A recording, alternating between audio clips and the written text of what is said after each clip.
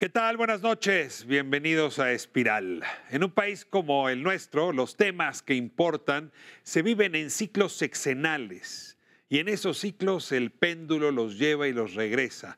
Un ejemplo claro ha sido el avance y al mismo tiempo el retroceso de los derechos de la población, de las personas, de la diversidad sexual, de los colectivos LGBTTI. Vale la pena hacer un corte de caja y ver dónde estamos hoy.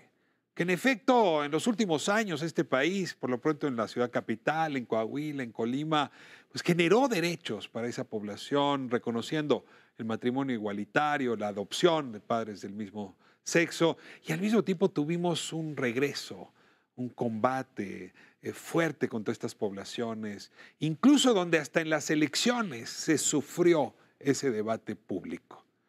Estamos empezando un nuevo periodo, viene una nueva gestión, una nueva era de políticas públicas. Y hoy hacemos un corte de caja al respecto de los derechos de esta población y de las políticas públicas, de su estado del arte, de sus consecuencias, de la agenda pendiente. Hoy, diversidad sexual, política pública. Comenzamos.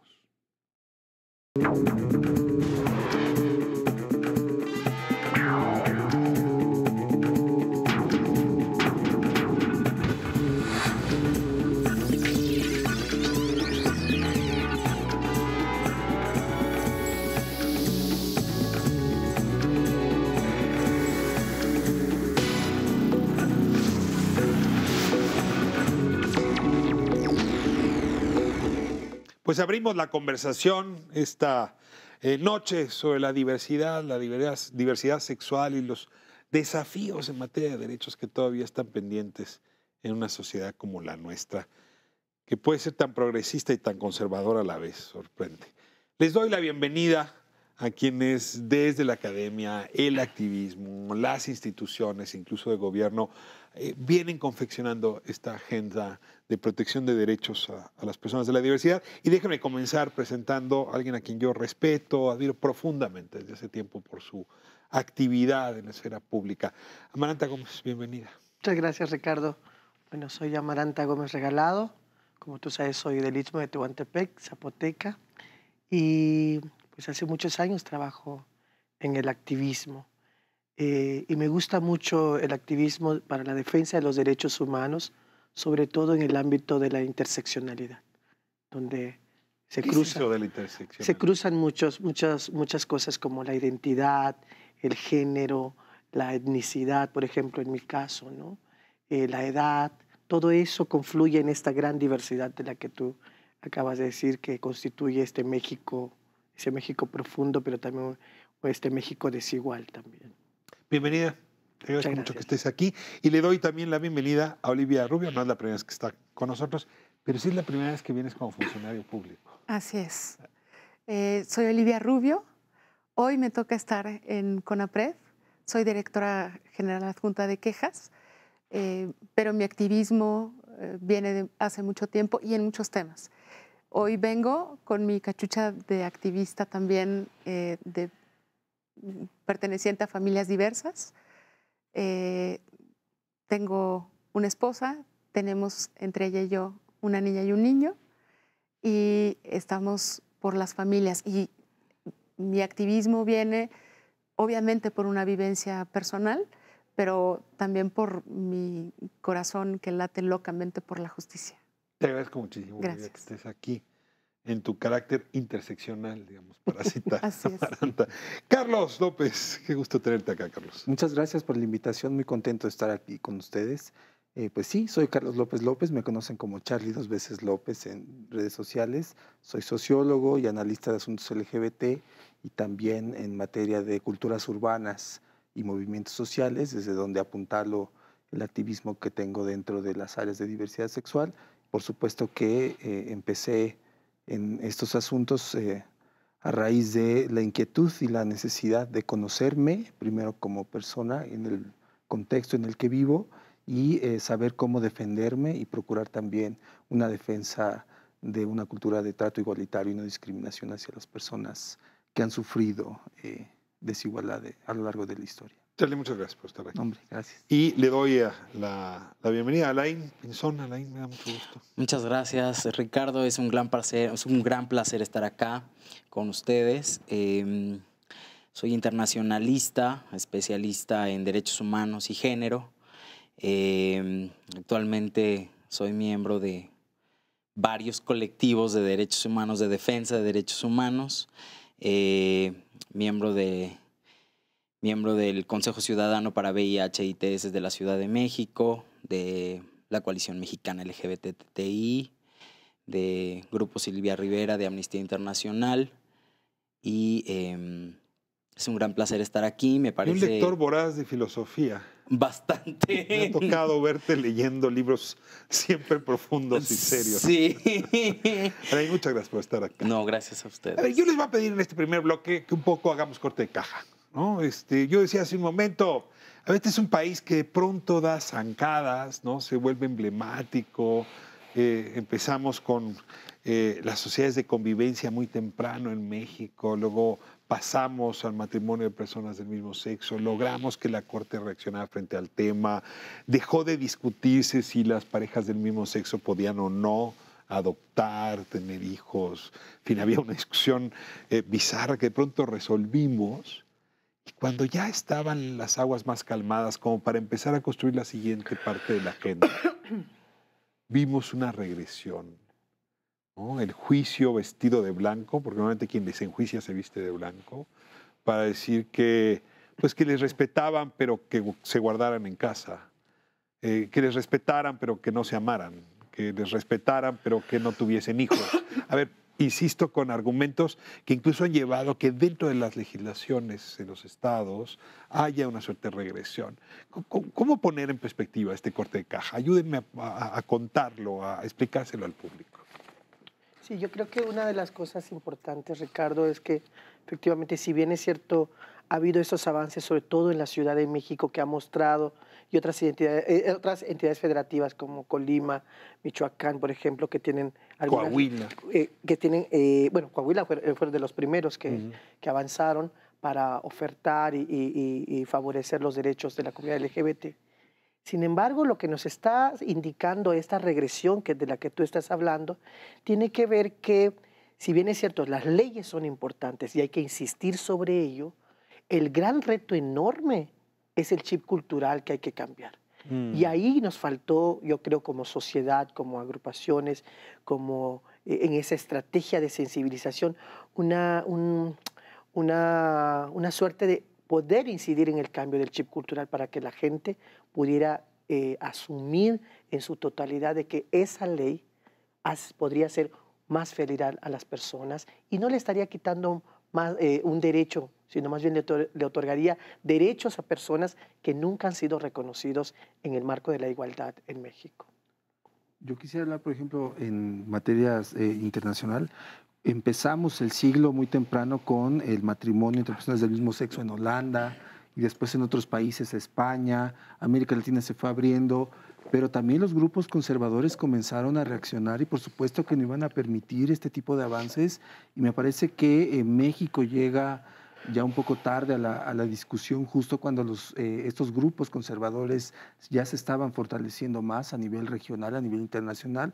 Y por supuesto que este nivel de regresión que hay y que vemos en Ciudad de México y en todo el país con la creación del Frente Nacional por la Familia y otros grupos de este corte, obedece también a este fenómeno que ocurre en distintos países con la derechización incluso en términos electorales de varios países en la región. Entonces creo que va... A ver, Charlie, en esa lógica, Jair Bolsonaro ganó en Brasil, tomará posesión 1 de enero. En Costa Rica estuvo a punto de ganar también. Y uno de sus argumentos es justamente decir que si él tuviese un hijo homosexual, no podría quererlo, incluso preferiría que tuviera un accidente. Justo. ¿No? Esta visión evangélica conservadora suya, que no es singular, ¿no? Es extendida, es amplia. Yeah. Tendríamos, a ver, ¿tú ves posibilidades de que esa ala conservadora en México un día pueda poner a un Jair Bolsonaro en el poder?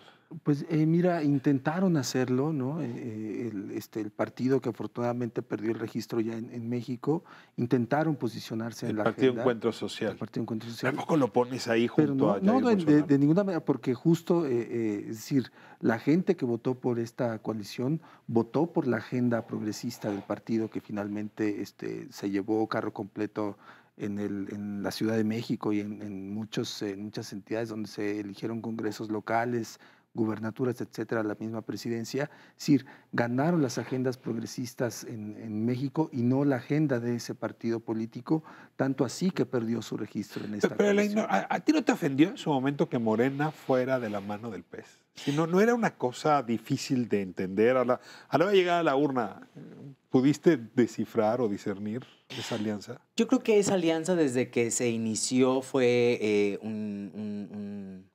una especie de insulto para todas las personas LGBTTI de la Ciudad de México.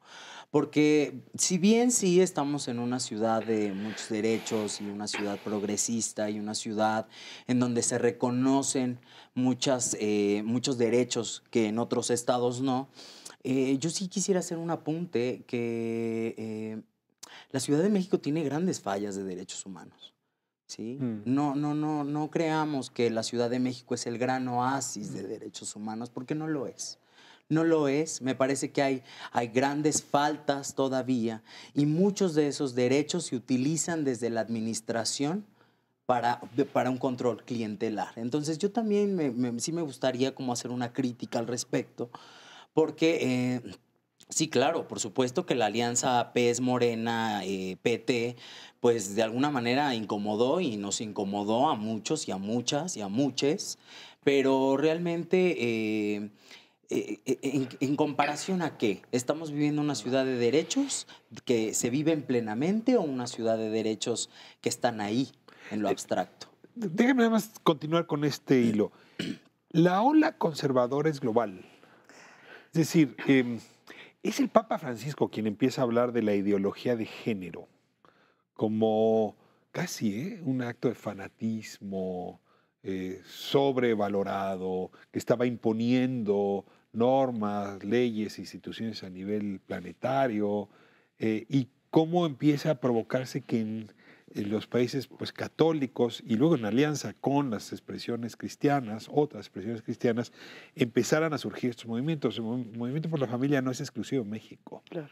Es decir, sí hay, lo decía Carlos muy bien, sí hay a nivel planetario una reorganización de quienes miran a las personas de la diversidad sexual como un problema y no como un hermano o como alguien de la misma comunidad.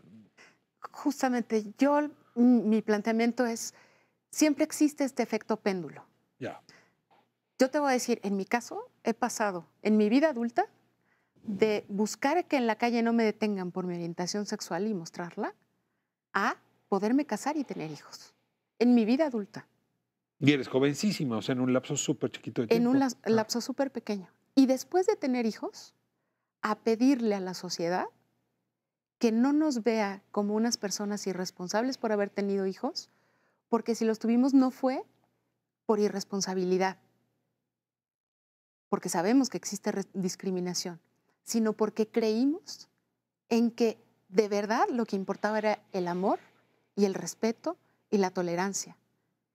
Y en este efecto péndulo hemos pasado de estar casadas y tener 2 niños a que sí se nos señale por haber sido irresponsables al tener 2 hijos. ¿Con qué argumento, Livia? Con el argumento de que la sociedad los va a discriminar. No con el argumento de no ejercer nuestra maternidad, ¿me explico?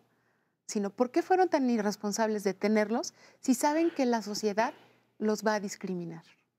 Sin tener en cuenta que lo que está mal es esa discriminación, no nuestra maternidad.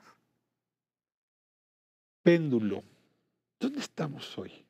Ganó la oferta progresista. Ustedes podrían irse de vacaciones, dejar de dar la batalla. ¿Por qué no incluso paramos el programa aquí? No creo. Ojalá. A ver. No creo, Ricardo. Justo ahora, no, yo creo que no hay, en política y en los movimientos, creo que no hay fórmula perfecta. toda fórmula, aunque sea muy progresista, tiene algunos desafíos para poder realizarse, pues, ¿no? Esto que decía Alain y la pregunta de esta alianza estratégica electoral que en su momento Morena hace con el PES, por supuesto que tú dices, bueno, tendremos un escenario posible en el futuro como el de Brasil. Bueno, las semillas se empiezan a colocar. No es nada descabellado. En los próximos 12 años, esto, pues, si no luchamos, si no argumentamos, por Reformamos supuesto, la cultura, decías. la cultura, este chip cultura, pero además tratar de defender el Estado laico que ha estado violentado sistemáticamente, en donde las leyes la gente lo vea que le beneficia de manera cotidiana, que se sienta beneficiado realmente y que esa política progresista pues lo sienta en su vida cotidiana.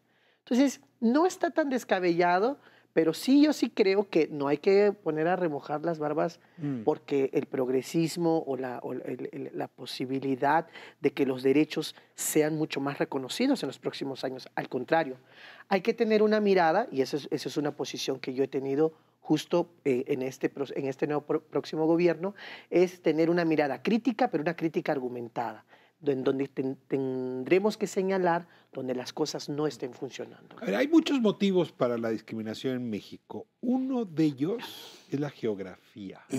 Uy.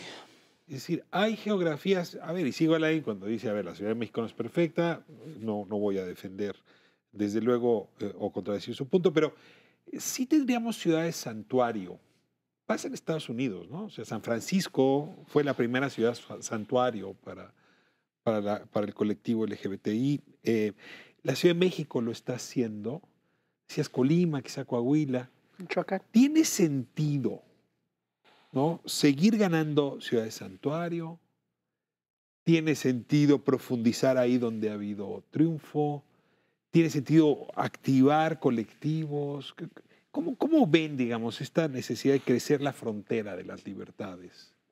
Yo creo que el principal reto de la Ciudad de México, como una ciudad que tiene una infraestructura más o menos sólida, la más sólida en el país en materia de inclusión de derechos de las personas LGBTI, es hacer que la gente misma se considere sujeto de derechos. Es decir, porque tenemos todo este andamiaje institucional, protocolos, etcétera, etcétera, pero la misma gente tiene tan interiorizada y tan normalizada la discriminación que hemos vivido durante muchísimo tiempo que todavía no se creen ellos mismos sujetos de derecho. Y creo que ahí también podemos apuntar. O sea, no solamente es la sociedad que puede ser discriminatoria, sino el suelo pegajoso que le impide a las personas defenderse frente a esa sociedad. Justo va por ahí. Y por supuesto que en ese sentido, pues ver en el resto de los estados, pues que las cosas vayan marchando, considerando las especificidades de cada entidad, porque tú lo dijiste muy bien. Es decir, la Ciudad de México tiene una historia que posibilita una ruta, pero en el Bajío es otra realidad, en la zona del Pacífico Sur es otra, en el Golfo es otra y en el norte, donde surgieron estos grupos conservadores, las realidades son muy distintas. Esa es una frontera, ¿no? Discriminatoria. La otra obvia, hablando otra vez de interseccionalidad, es la clase social. O sea, no es lo mismo, ¿no?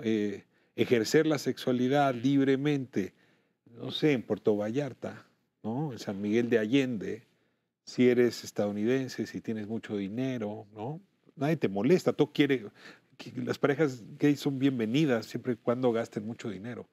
Pero si esto lo llevas a Guerrero y subes a la montaña, o lo llevas a Oaxaca, o te mueves a las colonias más densamente pobladas y pobres del país, ahí otra vez hay un cruce que limita derechos, ¿no? La clase social y la sexualidad. Yo creo que antes de irme a hacer un análisis nacional, pues no es lo mismo ser un homosexual o ser una lesbiana en Benito Juárez. Benito Juárez, Cancún. No. Benito Juárez, Ciudad de México. Benito Juárez, Ciudad de México, que ser un homosexual o una lesbiana o una mujer trans en Tláhuac o en Iztapalapa. ¿Cuál es la diferencia? ¿Dónde dirías?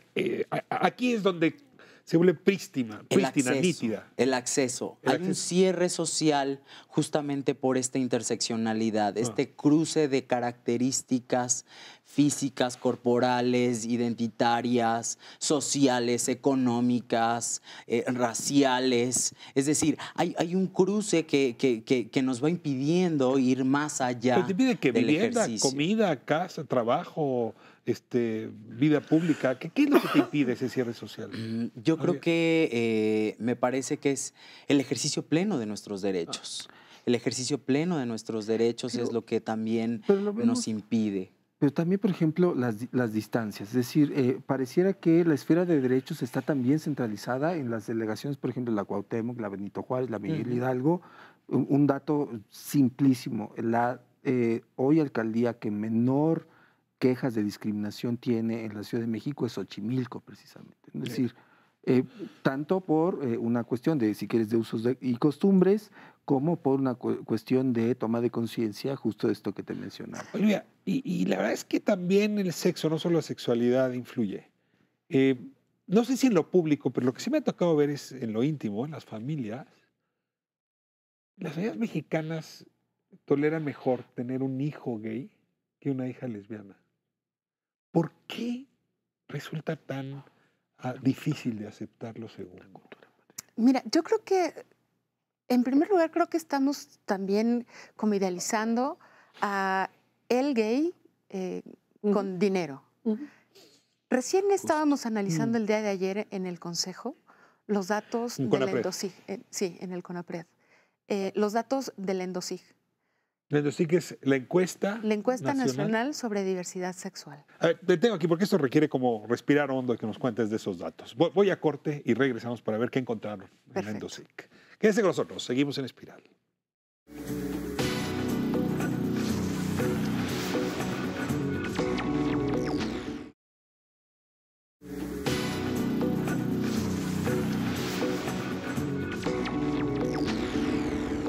Estamos de vuelta en Espiral y nos quedamos en ese momento hablando de la discriminación. Recientemente se publicó la encuesta nacional de discriminación, la última que se levantó, la más completa, y dentro hay un módulo que justamente lo que alcanza a recuperar la narrativa, el relato, los indicadores sobre la discriminación por motivos sexuales. Y ahí valdría la pena, Olivia, que nos compartieras un poco en esta mesa. ¿Qué encontraron? ¿Qué sabemos a partir de esta investigación?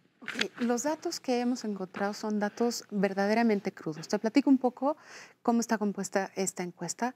Son un poco más de 12,000 personas que virtieron en el Endosig cómo han vivido la discriminación con respecto a su orientación sexual o su identidad de género, con incluso parte de la historia de lo que han vivido.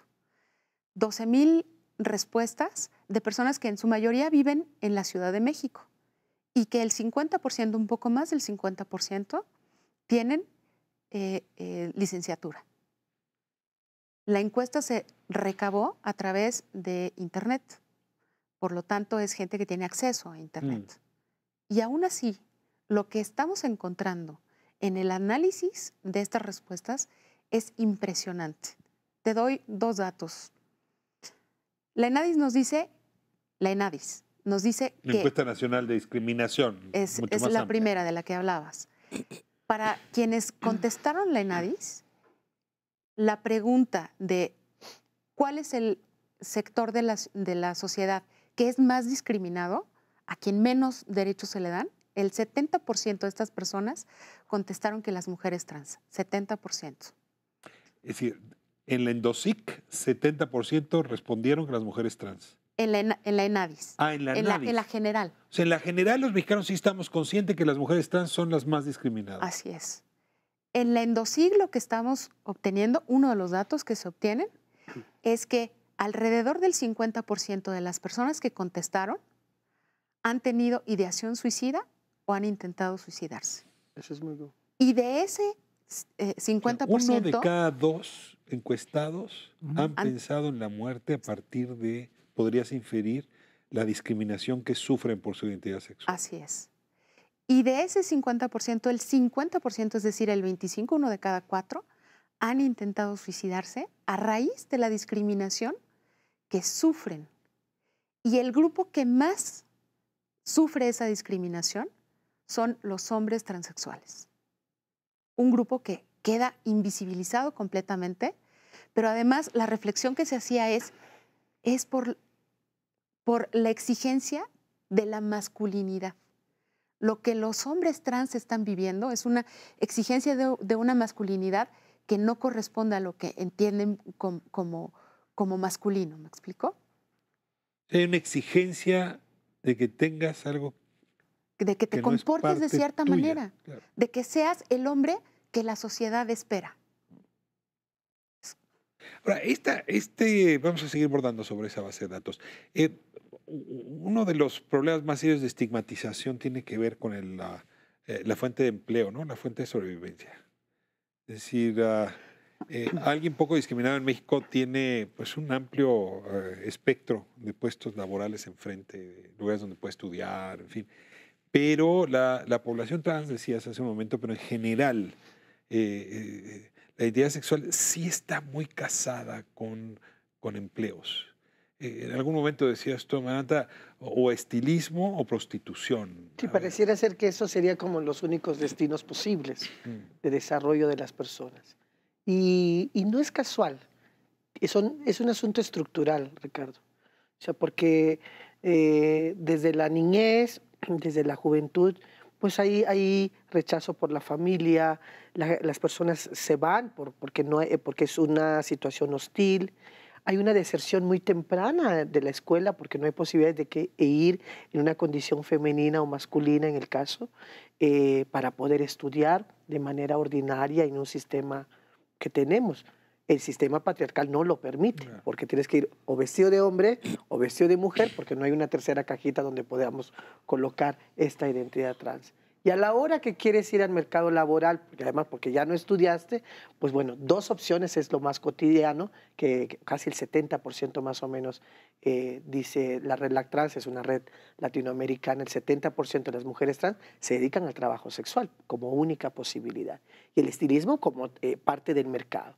Lo que también nos está diciendo justamente lo que decía Olivia con el tema de los datos, es que deberíamos de pensarlo y regresárselo al Estado, pensando de qué hay que hacer después en los próximos años, cuánto le está costando al Estado mexicano, a un Estado, a una entidad federativa o a un municipio, la exclusión social en el Producto Interno Bruto. Porque donde impacta efectivamente tiene que ver con el acceso que decía Laí, poco acceso a la educación a temprano tiempo. Poco posibilidad al acceso a la salud, porque en ventanilla te están discriminando porque no te están tratando como desde tu propia identidad. Y la tercera, pues tiene que ver con el tema del trabajo, ¿no? Hay pocas posibilidades. Las únicas experiencias que hay en América Latina es en Argentina, donde se ha creado el 2% de la ciudad de Buenos Aires y en Rosario, el 2% de los trabajos, de los puestos de la función pública están destinados a personas trans. Es una acción afirmativa que podríamos aprender un poco de eso. Ahora, me muevo hacia el tema educativo. En el regreso a Bolsonaro, que va a prohibir la educación sexual temprana. En México tenemos educación sexual en los libros de texto, pero está muy enfocada por la visión CONAPO, es decir, por la visión de la planeación demográfica, ¿no? Entonces es para que en efecto puedas y sepas cómo respetar tu cuerpo, en fin, pero siempre la idea de la reproducción, no del conocimiento de tu identidad sexual, no del manejo de tus emociones, y las de los demás y del placer. Si uno revisa los libros de texto, eso no está, hay ausencia, ¿no? Los movimientos por las familias justamente están en contra de ese tipo de educación. El Estado mexicano laico había ido a favor de esa educación. ¿Qué estarían ustedes reclamando? Ahí te pregunto a Laín, Charlie, ¿qué hacer en el tema de la política educativa y la sexualidad? Mira, yo creo que hay tres ejes muy importantes o básicos en este asunto. Uno, la formación de profesores en materia de no discriminación, porque ahí se concentra un alto foco para las y los estudiantes, ¿no? En todos los niveles, desde el nivel básico, nivel medio superior, nivel superior, incluso para las familias homoparentales y familias lesbomaternales, ¿no? Cuando ocurren estos escenarios, hay profesores que no están preparados hoy para atender estas situaciones. O sea, tú dirías desde la normal, desde la Sí, formación docente, por tendría que ser un tema por principal. Los directivos también de las escuelas y también la otra parte, es decir, los padres y madres de familia también tendrían que conocer y comprender un poco de esta perspectiva de derechos humanos, y los compañeros de clase también tendrían que tener nociones en ese sentido. Es decir, los planes de estudio sí tienen que estar dotados de elementos que permitan a los estudiantes, a las estudiantes, comprender que su compañera, su compañero LGBTI no es eso no es eso que les han dicho en otros espacios públicos, en otros espacios. A ver, antes de que den los desargüentos, Sí, déjame sí. regresar con Lidia. Tus hijos están en una escuela donde han sido bien acogidos, donde ustedes están muy presentes. ¿Es una escuela especial? ¿Es una escuela pública? ¿Es una escuela particular? A ver, cuéntanos un poco esa experiencia, porque no solamente es la identidad propia, sino del entorno que te rodea, que tendría que ser tomada en consideración. Nuestra experiencia hoy es una experiencia muy bonita. Están en una escuela privada, en donde nos han dicho las mamás y los papás de sus compañeritas y compañeritos, nos han dicho lo siguiente: yo antes era homófoba o lesbófoba y hoy soy de las férreas defensoras de las familias diversas porque veo a sus hijos. Hoy tenemos esto. Porque pero tus hijos están bien, porque son felices, porque ustedes están atentas a las reuniones de padres de familia, porque conviven, porque son niñas y niños felices, por eso. Y porque tampoco son mejores ni peores, son exactamente iguales. Pero sí tuvimos que pasar de un cambio de escuela.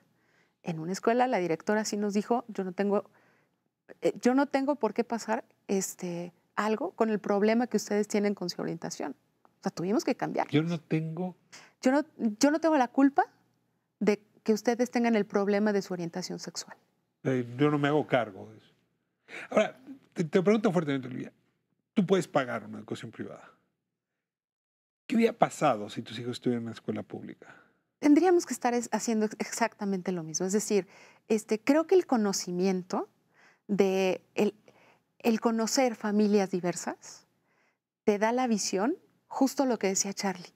Pues conoces lo que es y lo que somos exactamente lo mismo que las otras familias, ni mejores ni peores. Somos exactamente lo mismo. Y creo que ese es el temor que se tiene. A ver, una vez teníamos la teoría de que como tenemos las mismas preocupaciones, las mismas vicisitudes que las otras familias, lo que al final se van a dar cuenta es que somos tan iguales que ni siquiera merece la diferenciación. Claro, cuando tienes tan de cerca a una familia como la de ustedes, se acaban los mitos y los monstruos y los fantasmas. Exacto. Y afortunadamente hoy tenemos esto, un poco para explicar qué es lo que pasa con esta discriminación. Y lo comentábamos, es cuando tú sufres esta discriminación, con quien primero sales del closet es en mayor parte con tus amigas, con tus amigos, con tus compañeros, con tus profesores. Por eso la escuela es tan importante. Claro. Y con la familia. Si no recibes esta acogida en estos espacios tan cercanos, lo que necesitas son muchos años para recomponerte, en el mejor de los casos.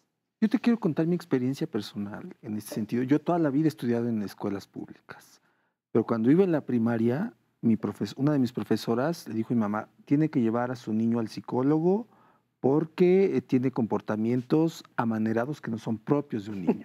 Y lo mismo en la secundaria, ¿no? En la preparatoria ya no, pues porque ya era prepa de la UNAM, etc. Pero me ha tocado ver y cada Dime una vez... cosa, ¿te llevó tu mamá al psicólogo? No me llevó, por supuesto. Dijo: el problema es de usted y si quiere usted, vaya, ¿no? O sea, tu madre te defendió. Sí, por supuesto. Que es un caso también atípico para la época de la que estamos hablando, ¿no? Los 80.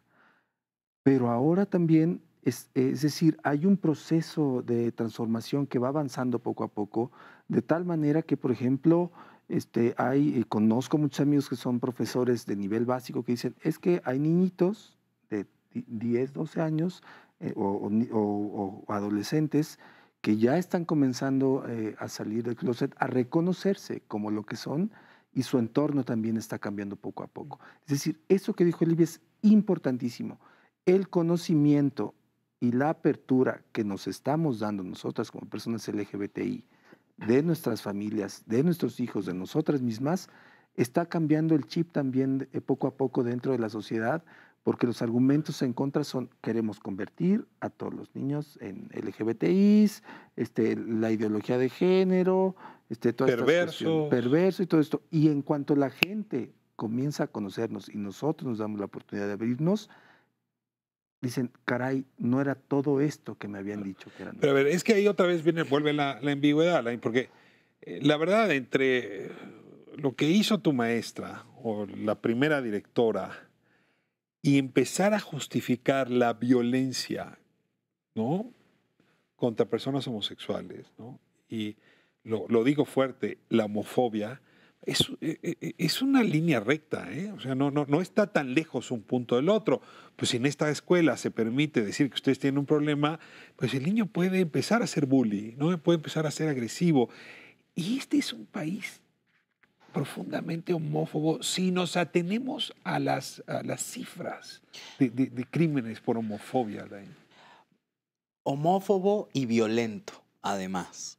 Porque si bien mis compañeras no son están sinónimos. hablando... No puede ser homófobo sin violencia. Yo creo que puede ser homófobo... Violento sin ser homófobo, y homófobo siempre violento. Yo creo que sí, fíjate, sí, podrían ser sinónimos. Podrían ser violento, ¿no? Así como el racismo y el clasismo pueden ser sinónimos en algunos contextos, en algunos países. Pero justamente refiriéndome, hablan de la educación básica, ¿no?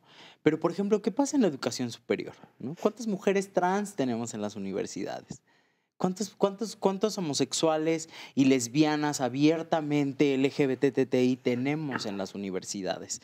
¿No? También hay una reticencia ahí de parte del profesorado, de los jefes de carrera. A mí me tocó, ¿no? Yo sufrí violencia física, psicológica en la universidad, ¿no? Y ese fue uno de los puntos para que yo pudiera hacer también este tipo de activismo que estoy haciendo, ¿no? Porque me parece que las universidades tienen que cambiar estos epicentros de preparación.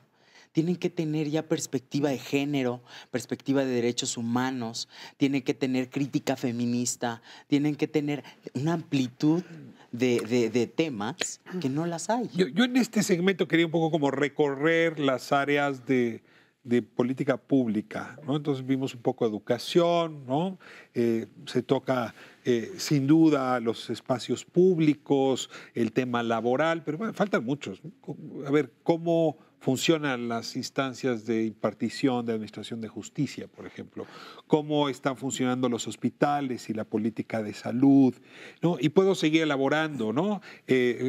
Los apoyos económicos para emprendedores desde la Secretaría de Economía. Es decir, hay como un universo muy amplio que me gustaría poder seguir bordando, y sin embargo no tenemos tiempo. Voy a ir al último segmento. Y en ese segmento lo que yo quisiera pedirles es que me ayuden a pensar cuáles son esos temas principales de la política pública que el próximo gobierno debería incluir a partir de su diagnóstico. Es decir, esos mínimos que el colectivo de ustedes, los colectivos, estarían dispuestos a empujar en el diálogo con el futuro gobierno. Voy a corte y regresamos. Seguimos en Espiral.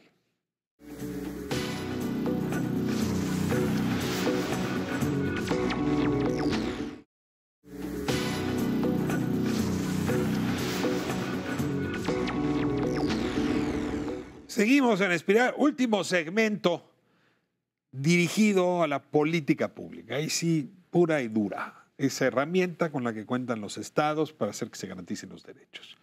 Y la política pública es restrictiva, no se puede todo. Presupuestalmente también tiene limitantes. Entonces obliga un poco como a concentrar los esfuerzos en pocas actividades que puedan a su vez modificar en otras.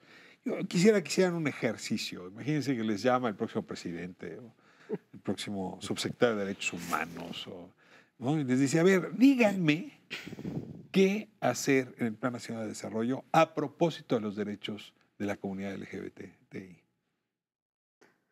Bueno, yo creo que ahí hay dos, yo podría decirte, desde la Coalición Mexicana LGBTI, de la cual ahora soy cosecretaria, dos elementos importantes que pensamos de manera urgente, que le ahorraría mucho el camino a las personas trans, sobre todo, a ese contexto hostil de la que hay que caminar durante mucho tiempo en la vida, y tiene que ver con las leyes de identidad de género, reconocer la identidad de género, modificar los códigos civiles en todo el país.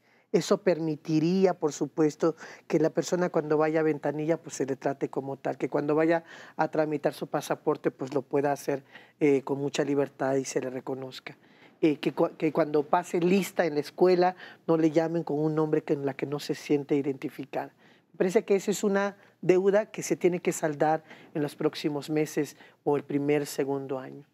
Y una cosa que me parece que va muy de la mano con el tema de CONAPRED es, tenemos ya todas las entidades federativas tienen leyes contra la discriminación. Lo que no tienen son los consejos estatales. Y ahí el gobierno federal tiene que exhortar a los gobiernos de los estados a que se creen estos para que pueda, por supuesto, la gente que tiene un problema desde, no sé, desde el norte, el caso termina llegando hasta Ciudad de México para ser atendido. Tiene que ser atendido en las entidades federativas como política pública, pero con presupuesto. Porque recordarás que política pública sin presupuesto, como se decía, son buenas intenciones, es pura demagogia en todo caso. Y yo creo que este gobierno tiene esa posibilidad. Y solamente diría una última cosa con el tema de la educación. Esteban Moctezuma, que va a ser el próximo secretario de Educación, tiene que apostar a pensar en una estrategia de educación emancipadora, en donde estos sectores que han estado excluidos históricamente, que incluye la comunidad LGBT, las comunidades indígenas, las personas con discapacidad en este país, tienen que estar ahí. Tienen que acceder a temprano tiempo a la educación. Y esos son retos enormes, no solamente del gobierno, del Ejecutivo, sino ahora que ya está el Legislativo para poder hacer que las cosas caminen. A ver, Olivia, ponle cascabel al gato. Le voy a poner. A ver, desde mi punto de vista, y tengo que escoger alguna: salud, trabajo, y acceso a la educación y acceso a la justicia. Tú sabes que yo soy penalista y para mí es importantísimo que el Estado sí dé el mensaje de que la vida de las personas LGBTTI más es importante y por lo tanto debe de haber un tipo penal que castigue el homicidio. La vida y la dignidad de estas personas es importante. Y además, agravar los delitos, todos, cuando se cometen en razón de la orientación o la identidad de las personas. Entonces, ahí centrarías. Y luego el acompañamiento en juzgados, el acompañamiento en el Ministerio Público, la capacitación del aparato que produce y la justicia civil y la justicia mercantil. Es decir, por la identidad muchas personas pierden incluso su patrimonio y quedan en la calle. Esto es de derecho civil. Por supuesto que tiene que haber un acompañamiento en el derecho penal. Y hay un protocolo hoy que estamos tratando de difundir hacia adentro de las procuradurías. Pero no solamente lo penal también. Hay que reconocer que lo mercantil y lo civil y las familias y todo este acceso a la justicia es complicadísimo para las personas de la diversidad. Entonces, a ver, ley de identidad o leyes de identidad, generalizar consejos estatales contra la discriminación, dices política educativa, ¿no? Para la emancipación y yo diría para la inclusión, ambas. Tú adviertes acceso a la justicia, ¿no? ¿Qué más nos falta, Carlos? Yo tendría dos que son también importantes. Una va encaminada a la propuesta o a la idea que tiene Amaranta de la creación de los consejos estatales. A mí me gustaría el fortalecimiento del Consejo Nacional para Prevenir y Eliminar la Discriminación. Están trabajando con una ley muy básica, están trabajando con lo que tienen y con lo que pueden, no se dan abasto. Hay que cambiar justamente esa estructura que de una u otra manera les impide actuar de la manera que nosotros quisiéramos que actuaran. El fortalecimiento de estos consejos estatales que se creen con bases sólidas, ese sería uno de los puntos principales. Y el otro tiene que ver con la propuesta que acaba de hacer Germán Martínez en el Senado, de la Ley de Seguridad Social, ¿no? O sea, modificar la Ley de Seguridad Social. Modificar la Ley de Seguridad Social. Del mismo sexo exactamente, ¿no? Pero a mí me parece también, y desde el Consejo Ciudadano para VIH y ITS de la Ciudad de México, el cual soy miembro, tenemos también un punto muy importante, que es la portabilidad del servicio de médico. Si tú te quieres atender en el IMSS o en el ISSSTE o en el Seguro Popular, que lo puedas hacer, porque justamente hay estas posiciones rígidas dentro de estas estructuras que no te permiten decidir en dónde puedes y quieres atenderte. Ahora eso, digamos, es algo que nos resolvería a todos los mexicanos, a todas las mexicanas. Claro. Es un... ¿no? Pero para las personas que vivimos con VIH es sumamente importante, ¿no? Porque justamente si tienes un trabajo remunerado, eres asalariado, entonces pues obviamente tienes acceso a IMSS o a ISSSTE, y si no tienes a Seguro Popular. Y si no, pues entonces, si no te gusta el servicio de Seguro Popular, te tienes que ir a otro, al que tú quieras, a donde te guste, a donde te quede más cerca, ¿no? A operativizar también, a hacer más ligeros estos problemas que ya se tienen. A ver, Carlos, tu agenda deseable, tu carta a Santa Claus ahora que está cerca Navidad. Hace ratito tú decías que igual ya podíamos irnos de vacaciones, pero es que en realidad hay mucho por hacer todavía, ¿no? Hay que recordar, matrimonio igualitario es de 2009, 2010, las reformas en la Ciudad de México, la primera, para identidad de género, la primera fue en 2008 y la más reciente en 2015, y de ahí solo 2 entidades federativas, ¿no? Entonces, en 2016 lo que trató de hacer el presidente Peña, ¿no? Con esto del matrimonio igualitario en la Constitución. Me salió muy mal, ¿no? Que su propio partido le echó abajo en la Cámara de Diputados. Es decir, si consideramos los retos que tiene el nuevo gobierno, el gobierno entrante, pues es prácticamente echar a andar toda la infraestructura institucional en materia de no discriminación. Es decir, desde lo más básico que podría ser el trato a ventanilla, que es ahí el foco más rojo donde ocurre la discriminación. Es decir, a mí no me sirve que haya una ley general o un protocolo tal si la persona que en ventanilla me va a brindar un servicio me niega el acceso. Hay un ámbito del que hablamos poco, y sin embargo a ustedes, a mí nos preocupa, y es el de la discriminación política. Por ejemplo, no fue hasta que hubo una alcaldesa en Houston, ¿no? Lesbiana, que se empieza a construir en esa sociedad bastante conservadora una mirada distinta. No fue hasta que en París hubo un alcalde también homosexual que de pronto se normaliza y se transforma. Y la verdad es que la representación de los colectivos a los que ustedes pertenecen es muy poca. Siempre hay una cuota, ¿no? Ah, claro, ahora el colectivo tiene a tal en la Asamblea Legislativa o a tal en la Diputación. Es como si fuera, perdón que lo digan estos términos, el espécimen representativo. Pero no es una representación, o sea, eso es una cosa mucho más seria. Claro. En los cabildos, en las presidencias municipales, en las alcaldías, en el Congreso. Y yo no siento que ese sea parte del tema. O sea, que ganar espacios en donde se toman decisiones legislativas o de política pública esté en el corazón de esta igualación de los derechos y las libertades políticas. Ricardo, 40 años después, la verdad es que 40 años después de que muchos activistas muy reconocidos en México como Juan Jacobo, Nancy Cárdenas en su momento, abrieron esa brecha y por supuesto, diríamos coloquialmente, a golpe y porrazo fueron aprendiendo y fueron abriendo esas puertas posibles para que fueran a escuchar. 40 años después, pudimos pensar un poquito más para decir, oigan, tenemos que ponernos un poquito más serios en este sentido, ¿no? Interpelar también a ese estatus de la política formal, de un lado, partidista, pero por otro lado, pensar en cómo nos insertamos en ese sistema que juega en el tema del poder. Porque lo que se disputa en todo caso en este campo es el tema del poder.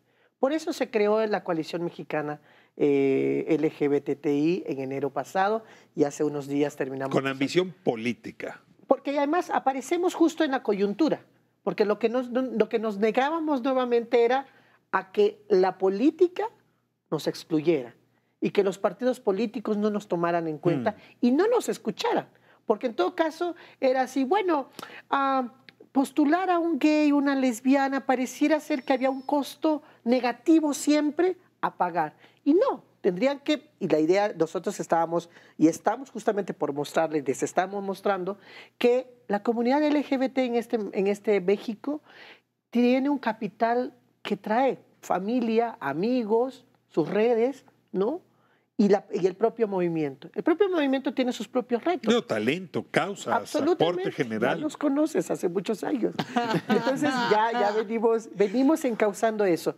Pero nos faltaba un poquito de organización, que hay que reconocerlo, y ahora mismo estamos construyendo ese esfuerzo nacional como coalición, como ese esfuerzo en donde muchas personas del sector LGBTI nos hemos podido sentar, a pesar de nuestras propias diferencias, a poner en el centro la defensa de los derechos.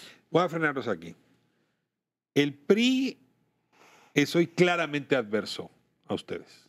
Pues ahora acaba de tener una reunión para empezar a anunciar una Secretaría de Diversidad Sexual. Pues a ver si pero a ver, ellos insisten en que perdieron las elecciones intermedias de Peña Nieto por culpa de ustedes. A ver, el PAN es abiertamente adverso. Abiertamente, y es más, ¿no? Y ese sí es peligroso, ¿no? El PRD, que era un vehículo que les sirvió a ustedes y el cual ustedes participaron en la constitución, es un sol en extinción.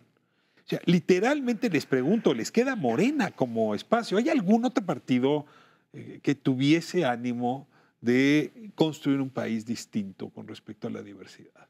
¿O es un drama que estén en manos de una sola vía? Si es que Morena, y yo tengo mis sospechas, ¿no? Es una puerta realmente abierta.